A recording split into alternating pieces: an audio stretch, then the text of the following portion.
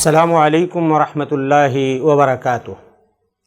الحمدللہ رب العالمین والصلاة والسلام علی اشرف الانبیاء والمرسلین نبینا محمد وعلی آلہ واصحابہ اجمعین، اما بعد۔ ناظرین کرام، البر ٹی وی چینل میں آپ سب کا خیر مقدم ہے، پرتپاک استقبال ہے۔ میں مصطفیٰ اجمل مدنی ایک بہترین سیریز لے کر آپ کی خدمت میں حاضر ہوا ہوں، جنت کے نظارے اور جہنم کے انگارے۔ اس حوالے سے انشاءاللہ جنت کی بہت ساری نعمتوں کے تذکرے میں کروں گا، اور ایسے ہی جہنم کے اندر جو انواع و اقسام کے عذاب اللہ نے بھر دیے ہیں ان کا بھی تذکرہ ہوگا انشاءاللہ۔ بہت ساری مفید اور کارآمد باتیں ہوں گی۔ تو آئیے سب سے پہلے میں جنت کا عمومی تعارف کروانا چاہتا ہوں، اور یہ بتانا چاہتا ہوں کہ اہل سنت والجماعت کا عقیدہ کیا ہے جنت اور جہنم کے بارے میں۔ دیکھیے، جنت اور جہنم یہ اللہ کی مخلوقات میں سے دو عظیم مخلوق ہیں، دو بڑی مخلوق ہیں۔ یہ دونوں پیدا کی جا چکی ہیں، یعنی وجود میں آ چکی ہیں۔ ایسا نہیں ہے جیسا کہ بعض بدعتی فرقوں کا یہ عقیدہ ہے کہ قیامت والے دن اللہ انہیں پیدا فرمائے گا۔ یہ عقیدہ رانگ ہے، غلط ہے۔ میں اس کو دلیل سے ثابت کروں گا کہ جنت و جہنم کا وجود ہو چکا ہے۔ جنت سراپا نعمت کی جگہ ہے، اور جہنم یہ سراپا عذاب کی جگہ ہے، اور دونوں کو بھرنے کی ذمہ داری یہ اللہ رب العزت پہ ہے۔ میں دلیل پیش کرتا ہوں ناظرین کرام۔ سب سے پہلے سنن نسائی کی روایت، حضرت ابو ہریرہ وغیرہ حدیث کے راوی ہیں کہ اللہ کے رسول صلی اللہ علیہ وسلم فرماتے ہیں کہ جب اللہ نے جنت و جہنم کو پیدا کیا تو اپنے سب سے مقرب فرشتے جبریل کو بلایا، جبریل ادھر آؤ۔ جبریل آئے اور کہا اذهب فانظر الى الجنہ وَإِلَى مَا أَعْدَدْتُ لِأَهْلِهَا، جاؤ جنت کا جائزہ لے کر آؤ، انسپیکشن کر کے آؤ اور دیکھ کر آؤ کہ جنت کے اندر میں نے کیسی کیسی نعمتیں تیار کر رکھی ہیں۔ یہ دلیل ہے کہ جنت کا وجود ہو چکا ہے۔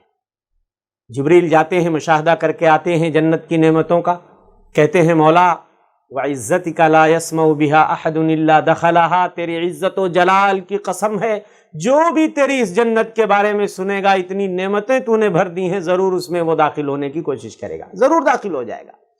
فَحُفَّتْ بِالْمَكَارِهِ، اللہ نے حکم دیا جنت کو ناپسندیدہ چیزوں سے ڈھانپ دیا گیا۔ جو چیزیں انسان کے نفس پہ گراں گزرتی ہیں ان سے جنت کو ڈھانپ دیا گیا، یعنی جنت کو حاصل کرنے کے لیے اب مشقت کرنی پڑے گی۔ دوبارہ بھیجا جبریل کو، اب جا کے دیکھ کے آؤ۔ کہنے لگے اللہ تیری عزت و جلال کی قسم ہے، اب تو مجھے لگتا ہے کہ شاید کوئی تیری جنت میں داخل ہو سکے۔ اور جب جہنم کو پیدا کیا تو اللہ نے پھر جبریل کو بلایا اور کہا جاؤ جبریل جہنم کا مشاہدہ کر کے آؤ، جائزہ لے کر آؤ، انسپیکشن کر کے آؤ۔ جبریل جاتے ہیں اور دیکھتے ہیں اتنا عذاب اللہ نے بھر دیا تھا جہنم میں، ایک حصہ دوسرے حصے کو کھائے جا رہا تھا، ایک حصہ دوسرے حصے پہ سوار ہو رہا تھا، اتنا عذاب۔ کہنے لگے مولا اتنا عذاب تو نے بھر دیا ہے جہنم سے، مجھے لگتا ہے کہ کوئی بھی جو اس جہنم کے بارے میں سنے گا، کوئی بھی اس میں جانے کا رسک نہیں لے گا، جوخم نہیں اٹھائے گا۔ فَأُمِرَ بِهَا فَحُفَّتْ بِالشَّهَوَاتِ، حکم دیا گیا جہنم کو شہوتوں سے ڈھانپ دیا گیا، یعنی اپنی منمانی کرتے رہو، خواہشات نفس کی پیروی کرتے رہو تو جہنم میں جانا آسان ہو جائے گا۔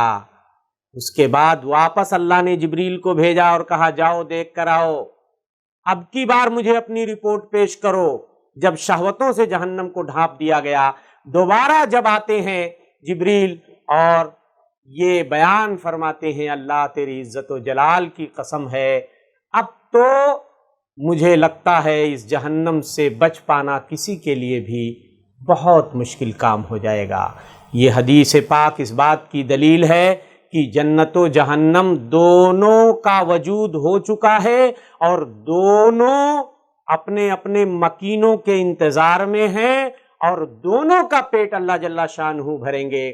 جیسا کہ مسلم شریف کی روایت میں ہے کہ جنت و جہنم میں جب جھگڑا ہو گیا تو جنت نے کہا، اللہ کے سامنے یہ گہار لگائی کہ اللہ میرے اندر ضعفاء اور مساکین آئیں گے۔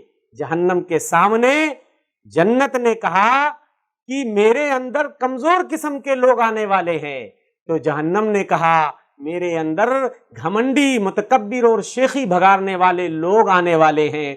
تو دونوں کا فیصلہ اللہ نے کروایا، بھئی جھگڑا مت کرو، لڑائی مت کرو، اے جنت تو میری رحمت ہے، جس پہ میں رحم کروں گا تیرے واسطے سے کروں گا، اور اے جہنم تو عذاب ہے، جس سے میں بدلہ لینا چاہوں گا وہ تیرے واسطے سے بدلہ لوں گا۔ وَلِكِلَيْكُمَا عَلَيَّ مِلْؤُهَا، یہ جملہ ذرا سنیے گا، دونوں کو بھرنے کی ذمہ داری میری ہے۔ اللہ فرماتے ہیں دونوں کو میں بھروں گا، لیکن بھرنے کا انداز جدا ہوگا۔ جنت کو اللہ اور طریقے سے بھریں گے، جہنم کو اور طریقے سے بھریں گے۔